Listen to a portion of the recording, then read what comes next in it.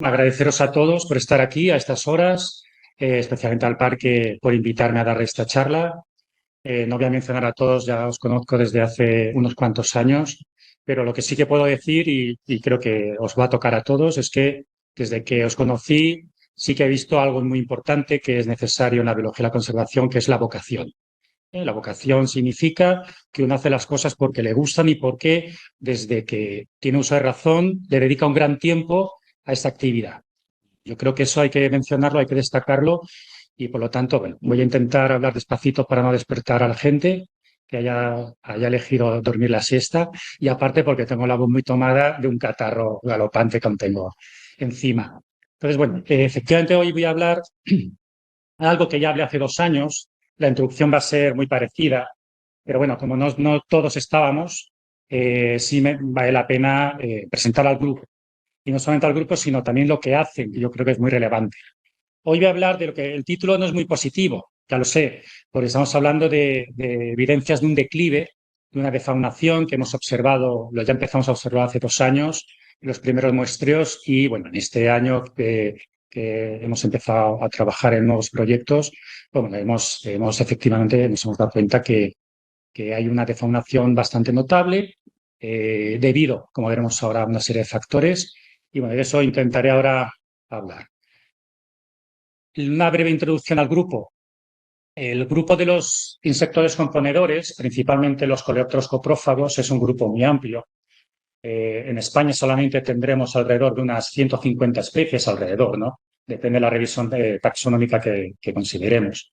Pero lo más importante de ellos, aparte de esa diversidad cromática, funcional, que siempre es muy llamativo, es el papel que desempeñan en el ecosistema.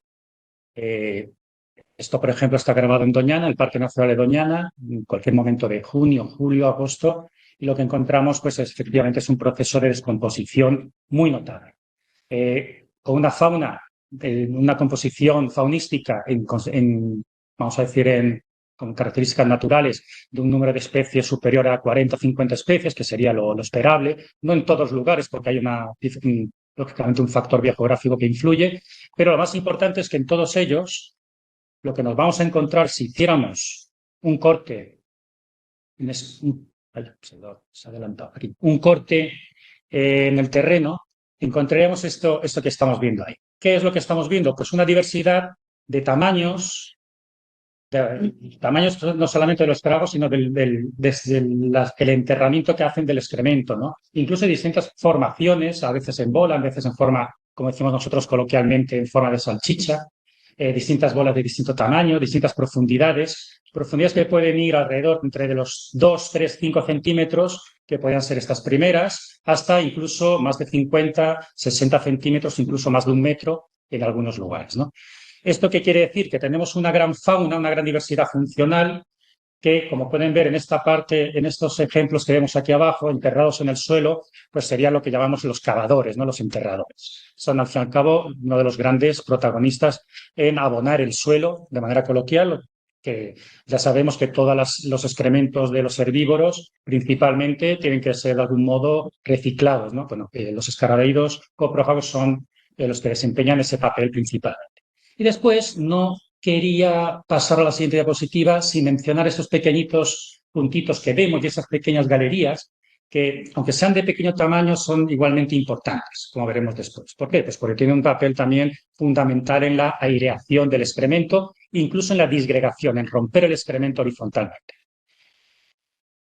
Bueno, el tema que nos ocupa es que durante muchos años, alrededor de unos 20 años atrás, incluso un poquito más, lo que nos hemos dado cuenta es que ha habido una disminución de la biodiversidad de este grupo taxonómico. Hay un componente cualitativo que yo creo que todos vosotros, todos ustedes, en algún momento lo habréis visto en el campo. Aquí se ha visto, porque yo recuerdo hace 2 años cuando conocí a Fernando Carmena, pues ese componente cualitativo me lo dejó bien claro cuando dijo, es que cada vez vemos menos escarabajos y vemos más excrementos, más boñigas momificadas. Bueno, eso es un componente cualitativo que todos los que trabajamos directamente con este tema hemos visto durante estos últimos 20 años y los que no trabajan directamente ya sean ganaderos, guardas, naturalistas, etcétera, que están vinculados al campo, que visitan el campo, habréis visto en alguna ocasión. En los últimos 20 años estamos ante un componente cualitativo que por sí mismo nos llama la atención. ¿Por qué hay tanto excremento momificado en el suelo sin degradar? Y después hay un componente cuantitativo. Este componente cuantitativo es el que nos ocupa a nosotros como investigadores. Y lo que intentamos es, a lo largo de nuestras líneas de investigación, de distintas metodologías, es buscar estos factores que pensamos que son los causantes de este problema. Hay un factor muy relevante, que es el que nos vamos a centrar, que es la contaminación química. Y una contaminación química debida principalmente al uso de antiparasitarios de una manera no racional. Me podría extender mucho tiempo, no lo tengo, en cuántos tipos de antiparasitarios tenemos, se utilizan. Aquí tenemos una serie de ellos, de los más utilizados, con distinto grado de toxicidad. Permítame que así, a grosso modo, pueda clasificar, entre muchas comillas, ¿no?, lo que serían compuestos menos ecotóxicos y compuestos más ecotóxicos, que es lo que vemos a continuación. Algunos de ellos ya se supone que están prohibidos, aunque se siguen utilizando ocasionalmente. Y de todos ellos nos hemos centrado en los más utilizados. Más del 84, 85, 90% de las veces se usan lactonas macrocíclicas y entre ellas la ivermectina es la más utilizada. ¿Por qué? Porque es una molécula muy eficaz. Actúa tanto como ecto como antiparasitario. O sea, puede matar tanto garrapatas como nemátodos. No mata cestodos, o sea, no mata tenias, platelmintos, etcétera, pero bueno, tiene un amplio espectro, ¿no? Y eso, y aparte también la manera de administrarlo es relativamente sencilla en algunos ganados, ¿no? En algunos tipos de ganado. Bueno, eso lo ha hecho que haya sido una molécula muy utilizada.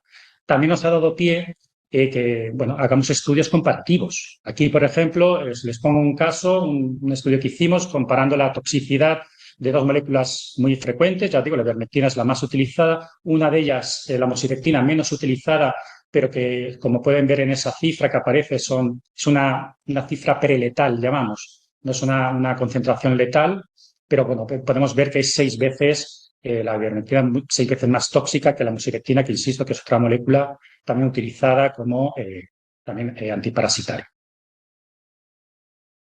Esos estudios que hemos realizado durante tanto tiempo nos ha ayudado también a ver cuál sería el efecto real, el efecto que tienen los antiparasitarios del ganado en la zona coprófaga. Y no lo hemos hecho de una manera indirecta, que era lo que se solía hacer hasta hace poco.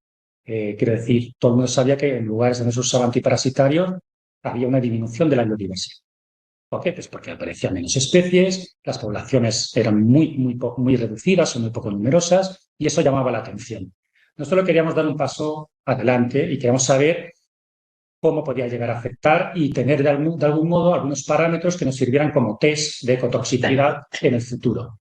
En este trabajo lo que veíamos que era efectivamente conforme aumentaba la concentración de ivermectina dosificada, o sea, dada en la dieta de estos escarabajos, veíamos cómo disminuía, usando distintos, estos son dos moléculas que se usan para el estímulo antenal como órgano olfativo, y veíamos que ese aumento en la concentración provocaba una disminución en la capacidad antenal, en la capacidad sensorial, en el olfato de estos insectos. Del mismo modo, hicimos otra prueba que finalmente no es que hayamos desechado, sino bueno, por la complejidad de uso hemos preferido usar la primera, pero que veíamos que también era muy efectiva porque pasaba lo mismo. Conforme aumenta la concentración de ivermectina en el excremento, obviamente el excremento que nosotros vamos dosificando, disminuía la motilidad, la fuerza motriz, la fuerza que tienen los animales a la hora de caminar o desempeñar cualquier actividad que tenga que ver con el aparato locomotor. Del mismo modo, en otro trabajo, permítanme que haga una introducción un poquito extensa, pero quiero, sinceramente, que quede claro que hay un problema directo cuando esos animales ingieren estas moléculas, ¿no? En este caso, lo mismo hicimos con ivermectina para demostrar algo que teníamos la hipótesis de que se tendría que cumplir por una característica clara que tiene la ivermectina, que es una molécula muy lipofílica, y queríamos comprobar si efectivamente se podía dar biomagnificación o bioacumulación, si quieren llamar, el concepto correcto es biomagnificación porque es en dieta. Queríamos saber si eso ocurría a nivel de organismo. Entonces, le dábamos distintas concentraciones, distintas porciones de alimento a los animales, a los insectos, con una concentración preletal siempre, una concentración muy baja, para ver si se producía biomagnificación. Y efectivamente pues, comprobamos que tanto en cuerpo graso, el cuerpo graso es como nuestro tejido adiposo, ¿vale? Es donde es digamos, el órgano de reserva y donde después se desarrolla en cualquier momento después de una diapausa, de una quiescencia, pues, o incluso el desarrollo ovárico, la vitologénesis, depende mucho de ese cuerpo graso, de manera que nos interesa mucho analizar qué pasa en el cuerpo graso, como la hemolinfa, que es el vehículo. Cuando se ingiere el excremento, cualquier alimento, después por las paredes de ese tubo digestivo pasa la hemolinfa. La hemolinfa baña todo el organismo. Y ahí comprobamos que tanto en hemolinfa como en cuerpo graso el cociente, bueno, el factor de biomagnificación era muy positivo, era por encima de 1. Por encima de 1 ya se considera que existe biomagnificación y este era significativo. Por lo tanto, todo esto sirve para mencionar algo. Cuando un insecto ingiere una pequeña cantidad de ivermectina, lo que ocurre es lo que están viendo en el vídeo.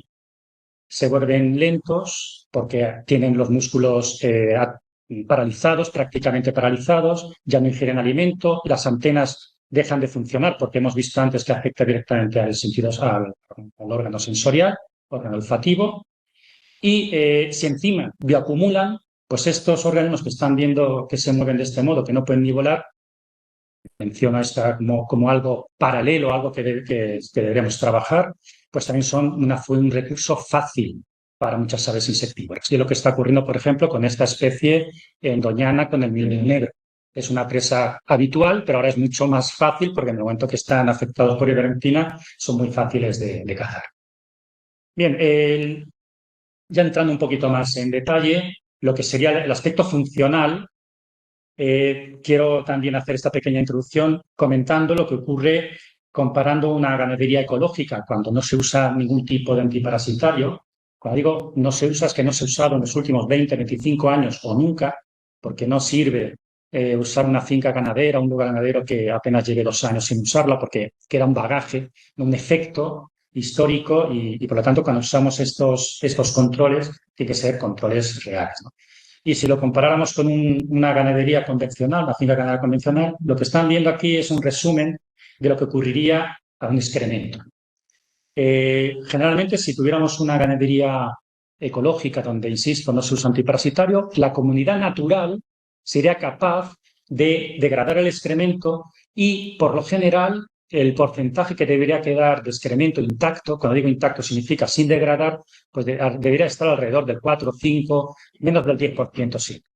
Estos son resultados del Parque Nacional de Doñana, pero en otros lugares deberíamos encontrar porcentajes alrededor del 10%, sería lo óptimo, ¿no? ¿Qué ocurre en las ganaderías convencionales, donde sí hay un uso antiparasitario no racional, tradicional, preventivo? No sé cuántos adjetivos darle, pero creo que se entiende. Muchas veces se usa, pues, en el momento del saneamiento para ver tuberculosis, brucelosis, pues se desparasita sin saber si tienen parásitos o no. Pero eso conduce a que a lo largo del tiempo, pues al final nos encontramos con esta situación, que tenemos un 37%, de 8 a 10 veces más excrementos sin tocar, sin degradar en la superficie del suelo. Bueno, aquí un poco para que se vea cómo trabajamos con todos los grupos funcionales. Acuérdense del esquema que puse antes, los cavadores, los que hacen bolita, ¿no? Los peloteros, los que degradan en superficie, todos ellos juegan su papel. Y aquí vemos claramente la diferencia, ¿vale? Que esto en términos de cuántas toneladas de excremento sin degradar, o sea, excremento intacto en el suelo, excremento que al final va a acabar en la superficie del suelo sin degradar, supone al cabo del año y por hectárea, pues están viendo las cifras, 0,27 toneladas por hectárea y año frente a 2,24. Bueno, esto, aparte ahí tienen también resultados de abundancias, biomasas, de escarabajos y bueno, son resultados muy, muy significativos. Bueno, es una pequeña introducción, repito, para que también quede claro la funcionalidad, el proceso ecológico que desempeñan este. Bueno, vamos a centrar ahora sí ya con el trabajo que hemos desempeñado este año. Todo esto, repito, viene de hace un par de años que comenzamos un estudio aquí dentro de otro proyecto. Queríamos trabajar en el Parque Nacional Valles y Monte Perdido porque consideramos que es un lugar de alta diversidad donde hay una gran actividad ganadera tradicional y es un lugar idóneo, ¿no? O era un lugar idóneo para trabajar. Nuestra sorpresa fue que hace 2 años, cuando empezamos el trabajo, nos encontramos muy poca fauna, muy poca diversidad. Este año hemos vuelto a hacerlo. Ahora sí hemos ampliado los lugares de estudio. Tenemos 3 áreas: la Canal San Vicenda, la Estiva de Pinete y Coyo Arenas, donde hemos desarrollado una serie de actividades. Un análisis de diversidad taxonómica y funcional, un análisis de creación de excremento, que es bastante objetivo y bastante visual, y después unos análisis que están aún en vías de realizar los análisis, que son unos parámetros de suelo sencillos, compactación y MPK, y después son unos análisis de gases de efecto invernadero que ya desarrollamos hace 2 años y que estamos continuando haciéndolo para tener unos datos mucho más amplios. Cuando digo gases de efecto invernadero nos estamos centrando en CO2 y metano. Lo que hacemos es alrededor de unas 10, 20 boñigas por cada sitio de estudio. Lo que hacemos es fotografiarlas, observamos el manejo que han tenido, si hay suficientes agujeros, el tamaño, si hay tierra alrededor sacada. Eso daría ya una información de cuánto ha sido tratado, cuánto ha sido trabajado ese excremento. Cuando le damos la vuelta a ese excremento, ahí es donde podemos visualizar mucho mejor cuántas galerías de distinto tamaño tienen. Y en el estudio exhaustivo que hacemos, lo que hacemos después es sacar todos los ejemplares de todas las especies que hay, tanto en el excremento, dentro del excremento, como a una profundidad de 20-30 centímetros. Sacamos de cada boñiga todo la fauna coprófaga y anotamos una serie de indicadores que nos pueden resultar de interés. También metimos el MPK, pues tener algún dato adicional que se puede complementar. Todo esto lo estamos haciendo, aparte de tener unos análisis bastante exhaustivos de la fauna asociada a cada boñiga en sitio, lo estamos haciendo porque nuestro objetivo al final es obtener unas fichas de evaluación rápida que nos permita hacer un seguimiento a medio y largo plazo y que no tengamos que hacerlo necesariamente nosotros como especialistas, sino que cualquier persona capacitada de una manera muy sencilla pudiera hacerlo dentro del parque, ¿no? Aquí, así muy rápidamente, esto está en vías de desarrollo aún, pero bueno, sí se puede entender que según son las boñigas vistas ya como en los orificios, si están muy trabajadas o nada trabajadas, ya con base en la abundancia de distintos tipos de agujeros, el tamaño que tengan o la disgregación que tengan, podemos hablar de boñigas sin actividad, como no hay nada, hasta boñigas con una actividad óptima, donde tenemos una degradación del excremento casi, como decía antes, de un 70-80%, que sería lo óptimo.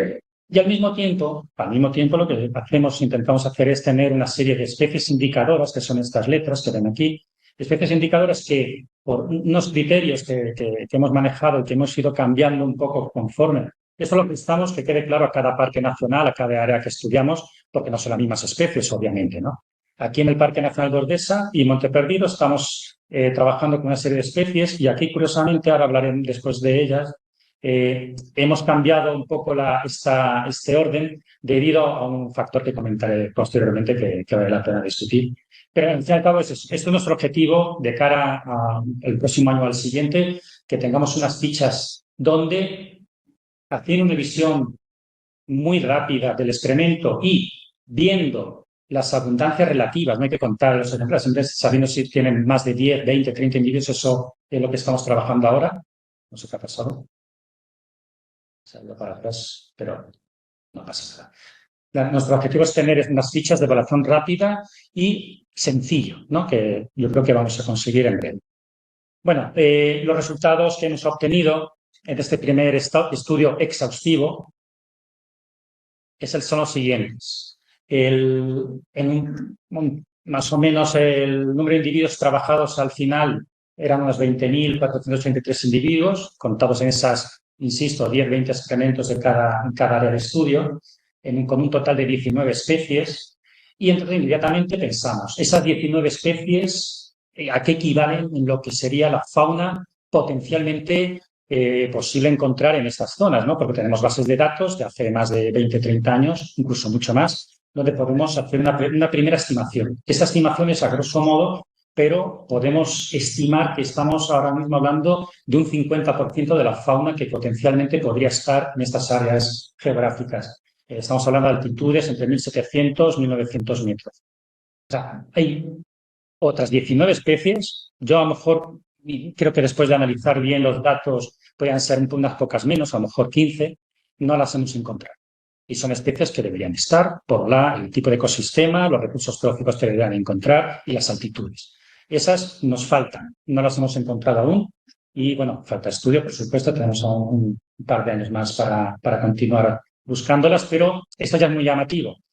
El siguiente indicador tiene que ver con la proporción que tienen estos grupos faunésticos. Si se fijan, he dividido las 19 especies en 3 grupos, ¿no? Los afódidos, protrúpidos y escarabeidos. Afódidos son los de pequeño tamaño, son los que suelen disgregar.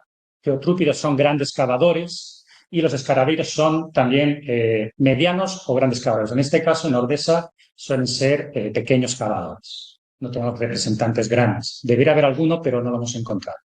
Y esos porcentajes que vemos son por colores, ya nos llama la atención. Algo está pasando a nivel poblacional, a nivel de gremios, porque nos está fallando algo.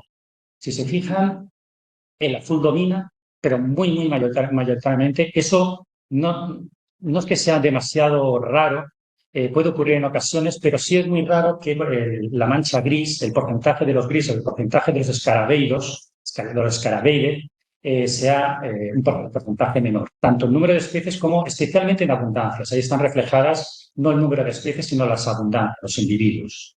Y esto es lo que nos llamó mucho la atención. En otras palabras, faltan o casi han desaparecido poblaciones de escarabeidos, de los escarabeide. Aquí vemos por qué.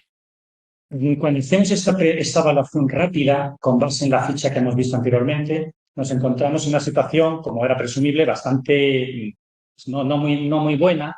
Estamos a un nivel 2, que sería un medio-bajo, y las letras que encontramos, que son las especies indicadoras de calidad, en casi todos los casos, menos alguna excepción, aparecen como minúsculas. Cuando ponemos minúsculas, significa que son muy pocos individuos, que ha sido lo que más nos ha llamado la atención. Suele ocurrir el efecto de la ivermectina, primero, siempre en cualquier lugar de los que hemos trabajado, y no solamente en la península ibérica, en cualquier lugar, lo primero que hace es disminuir las poblaciones. Y a continuación ya empezamos a observar, cuando la cosa ya va muy mal, empezamos a observar extinciones locales de especies.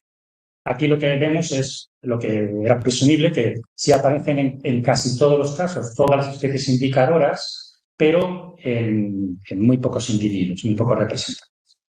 En términos de degradación del excremento, que era el siguiente parámetro que les quería comentar, vemos un poco también lo que esperábamos ver, con base en esta primer análisis que hicimos hace 2 años, y es que los porcentajes de degradación son extremadamente bajos.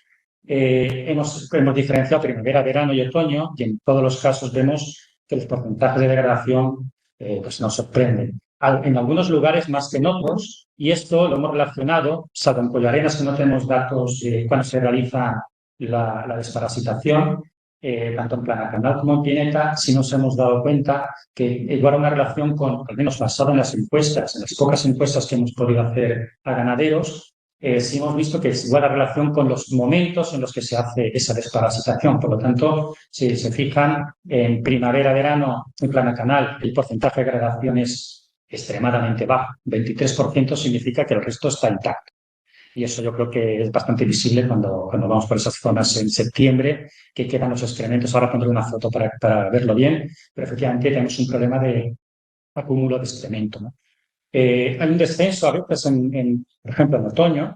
Aquí hay una degradación mayor, y es por lo que decía, porque en un momento, como ya no hay ivermectina en el campo, en otoño resulta que las especies de otoñales o las que han tenido una emergencia posterior al periodo de, digamos, cuando está la ivermectina con mayor concentración en los excrementos, esas especies que se han librado de ese momento crítico, pues tenemos un dato algo más positivo. Efectivamente, en algunos lugares, como en Planacanal, vemos que en otoño tenemos un aumento en la degradación del excremento. Repito, tampoco es muy alto. O sea, estamos hablando del 50% del excremento queda intacto, que, como decía, son cifras bastante notables, son cantidades de excremento demasiado grandes para un sistema natural. Bueno, este porcentaje, Así un poco en promedio estamos hablando que en primavera-otoño el 31,5% en el parque, ¿no? Considerando las 3 áreas del parque, estarían degradándose, o sea, el 70% quedaría intacto, y en otoño aumenta un poquito esa degradación debido a ese efecto de que ya la ivermectina o no está presente o ha disminuido mucho su presencia, sobre todo en algunos lugares. Vale. Bien, esto es lo que quería comentaros. Efectivamente, esto es lo que podemos observar cuando hay una acumulación de excremento. Los excrementos quedan momificados perfectamente, se ven los excrementos secos y en una foto de infrarrojos claramente se ve ese efecto de emisión pues de calor, que por la reflexión, o sea, el calentamiento y la reflexión del sol. Y, por supuesto, la influencia que tiene en el pasto degradado, pues por el acúmulo también de esos residuos que quedan. No me refiero a la ivermectina, sino a los residuos del grupo excremento, aumento de nitrógeno, etcétera, etcétera, que llega a estropear los pastos naturales de la zona donde nos trabaja. Bien, el siguiente parámetro sería uno que nos ha llamado mucho la atención, igual a referencia con ese periodo en el cual la ivermectina suele ser más abundante, es una inversión fenológica de la diversidad. En ningún caso, y mucho menos en esta zona del norte de España, podemos encontrarnos que tuviéramos más diversidad y más abundancias en septiembre, en otoño, que en primavera-verano. Pues sí, siempre es el momento más álgido, el momento de mayor diversidad de escarabeidos y de cualquier otro grupo, al menos de los grupos generalmente de insectos que trabajamos. Lo que ocurre en todas las familias, en este caso, es que encontramos todo lo contrario, y especialmente en los escarabeidos, como se puede ver en la gráfica, donde en primavera-verano hemos encontrado un descenso enorme de esas poblaciones y en otoño, cuando ya no está esa ivermectina presente, pues encontramos no demasiados, pero empezamos a encontrar una mayor diversidad y unas mayores poblaciones. Eso es un efecto no malo y es un gran indicador, una evidencia de que algo está pasando. Eso tendría que verse al revés, obviamente. Tenemos que encontrar mayor abundancia y mayor diversidad en julio que en septiembre. Y esto se debe principalmente a estos residuos que comentaba. Voy un poquito más rápido porque si no me van a llamar la atención. Conclusiones.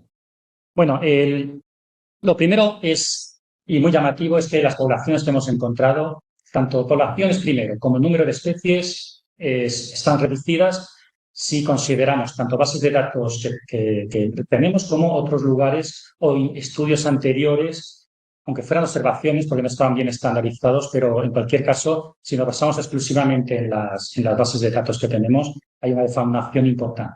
Y eso yo creo que es alguna conclusión bastante muy por un lado, pero bastante triste por otro, ¿no?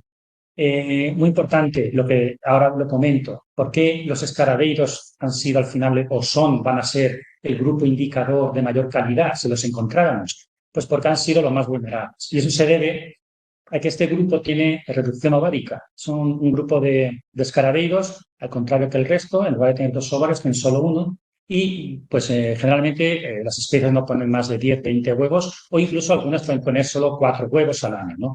Entonces pueden entender que si están afectadas por la ivermectina, pues en 4 o 5 años que tengan una afección importante, un efecto notable de la ivermectina, pues sus poblaciones se van a ver muy afectadas y su recuperación va a ser muy complicada. Lo de la inversión fenológica que comentaba hace un momento es muy llamativo. No es una buena noticia que encontremos que en otoño haya más diversidad y poblaciones mucho más numerosas. Y eso también pues, ha sido una conclusión que nos ayuda un poco a caracterizar el momento actual de la fauna coprófaga del parque.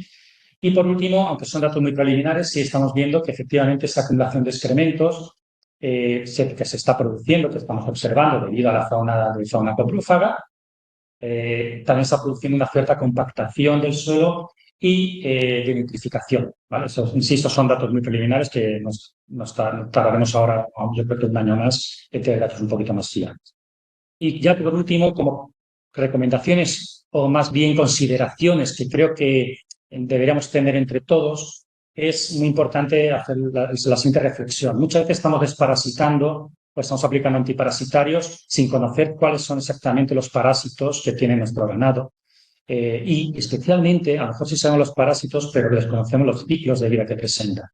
Entonces, eso es crucial porque si eso lo unimos a las fenologías y ciclos de vida de los escarabeidos, nos podemos dar cuenta que uniendo esas dos actividades, esos dos ciclos, esas dos fenologías, podríamos determinar mejor qué periodos son más idóneos para desparasitar si hubiera que desparasitar. No estoy diciendo que haya que desparasitar, a lo mejor no.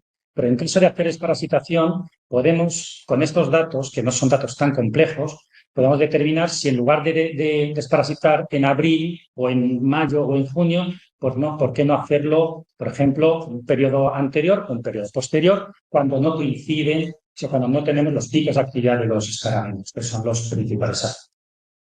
Muy importante, tenemos que considerar, eso sí, que estamos usando muchas veces antiparasitarios con una ecotoxicidad muy por encima de lo que deberíamos utilizar en un parque nacional. Por lo que hemos dicho, por lo que estamos viendo y porque sus residuos ya estamos viendo que al final llegan no solamente a la fauna coprófaga, sino tenemos constancia de que llega a toda la cadena trófica sin conocer muy bien cuáles son las implicaciones, pero sabemos que está ocurriendo.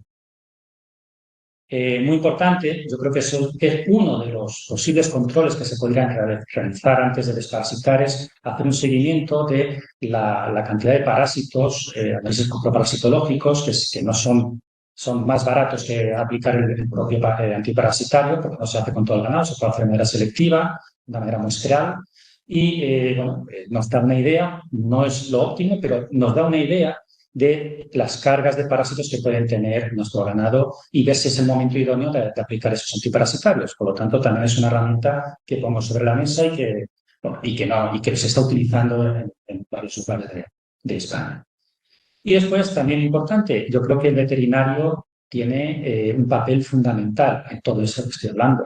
Y es que hace falta una diagnosis previa, conocer si realmente hay una parasitosis, hay una enfermedad relacionada con la existencia no de una carga de parásitos concreta, y en ese momento pues, aplicar sí o no esos antiparasitarios de manera curativa, no preventiva, que es desgraciadamente como se suele usar en todos los casos.